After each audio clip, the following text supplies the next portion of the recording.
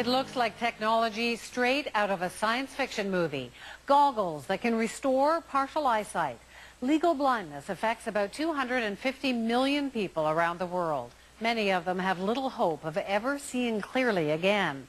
Now, a Canadian electrical engineer with a passion for innovation and a deep love for his sister has become a true visionary.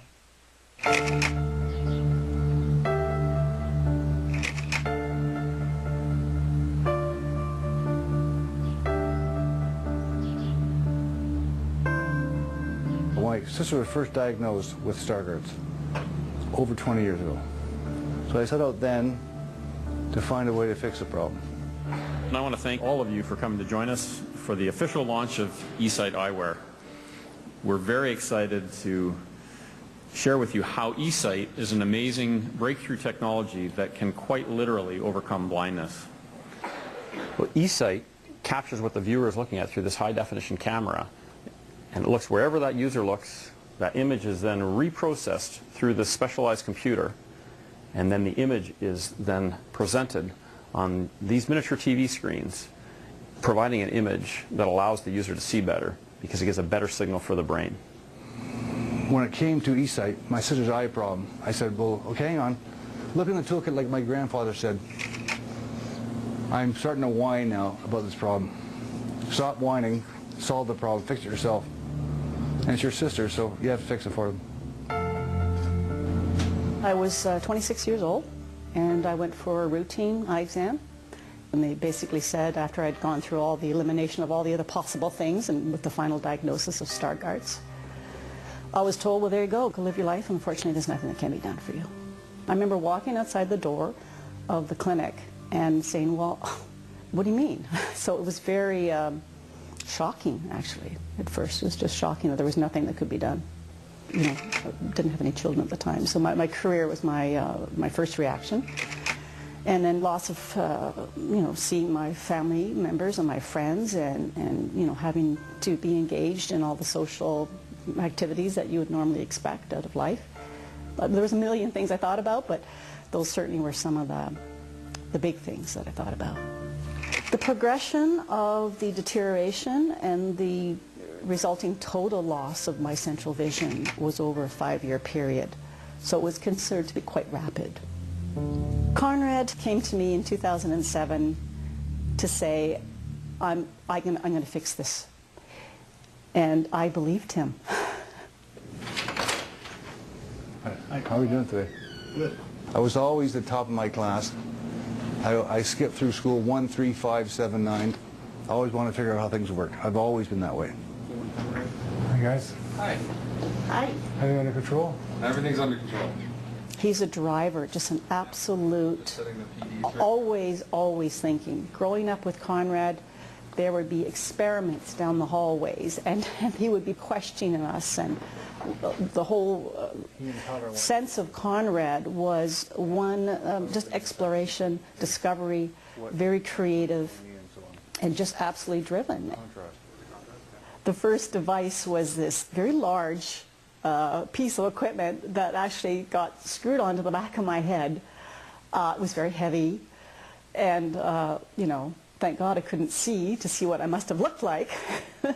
But you know, it was large and bulky, and but for me, those are relevant because what it did, I had a glimmer of some sight. Very rapidly, it started to become smaller. It started to become lighter as well. I went from no central vision to being able to do anything a normally sighted person would do. It was overwhelming.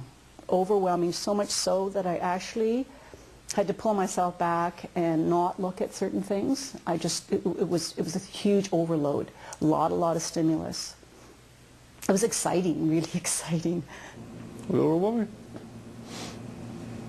When she first put them on, I saw her trying them in a familiar place, the cottage. As we watched a movie, her daughter Alex kept reading the words, and her mom said, "You don't need to say that anymore, Alex. I can see them. Maybe even better than you."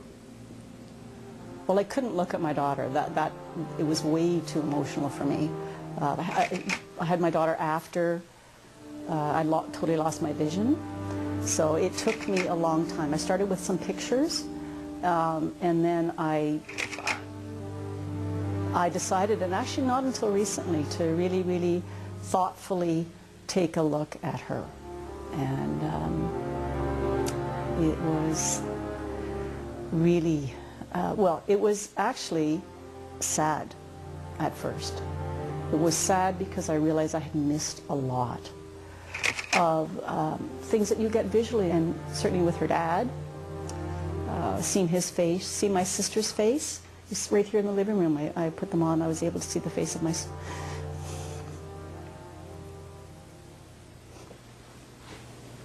yeah. Seeing the faces of people is very significant. So.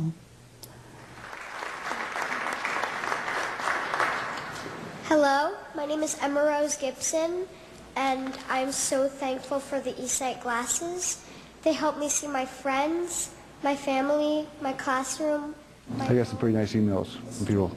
Hockey games. Thank you for changing my life. And just when I reached the depths of despair and was resigned to a new life now, got my white cane, and finally learned to accept my lot in life, someone knocks on my door and says, "Here's your sight back."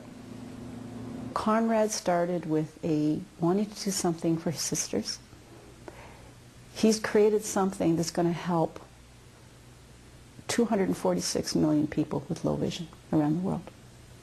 You know, I've had the buzz of money, and that's one thing. That would be like a sugar high.